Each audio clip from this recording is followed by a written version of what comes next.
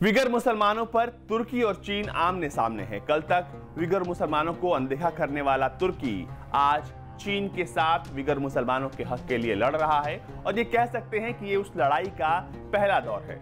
जी हाँ, विगर मुसलमानों को लेकर जो टिप्पणी तुर्की ने की थी उस पर चीन ने प्रतिक्रिया दी।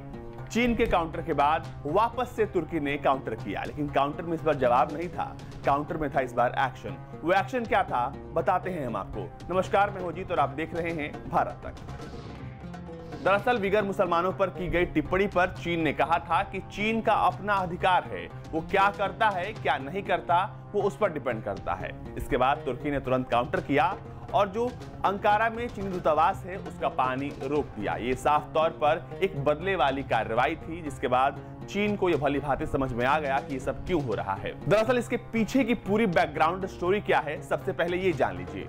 दरअसल तुर्की ने विगर मुसलमानों को लेकर टिप्पणी की थी। तुर्की के दो राजनेताओं ने कहा था कि जो वहां पर हो रहा है विगर मुसलमानों के साथ, उस पर चीन को सोचना चाहिए और वो काफी चिंताजनक है। तुर्की के विदेश मंत्रालय के एक अधिकारी ने भी बताया था कि चीनी दूतावास के राजदूत को बुलाया गया है।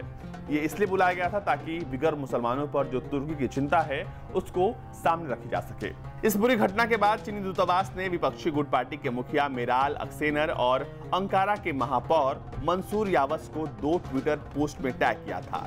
इसमें उन्होंने बीजिंग की नीतियों का बचाव किया और कहा कि चीनी पक्ष एक सही प्रतिक्रिया के लिए अपना अधिकार सुरक्षित रखता है। इसके अलावा चीन ने यह भी कहा था कि चीन का अपना अधिकार है कि वो क्या करता है और क्या नहीं। चीनी दूतावास की इस टिप्पणी को तुर्की के दोनों नेताओं के खिलाफ धमकी के तौर पर देखा गया और तुर्की में सोशल मीडिया पर इसे लेकर काफी बवाल हुआ, जिसके बाद चीनी दूतावास का पानी सप्लाई काट दिया गया और यह घटना 7 अप्रैल की है। हालांकि इस घटना को बाहर आते आते थोड़ा वक्त लग गया, लेकिन जब यह घटना बाहर आई तो इसने वाकई में एक नया मैसेज दुनिया को दिया है कि विगर मुसलमानों को लेकर कल तक तुर्की जो स्टैंड नहीं लेता था, अब वो स्टैंड ले रहा है। इससे पहले भी पिछले साल तुर्की के विदेश मंत्रालय ने कहा था कि तुर्की चीन के सिंजियांग प्रांत में मानवाधिकार हनन को लेकर चिंतित है। तुर्की को उम्मीद है कि विगर मुसलमानों को भी चीन के नागरिक के नजरिए से ही देखा जाएगा।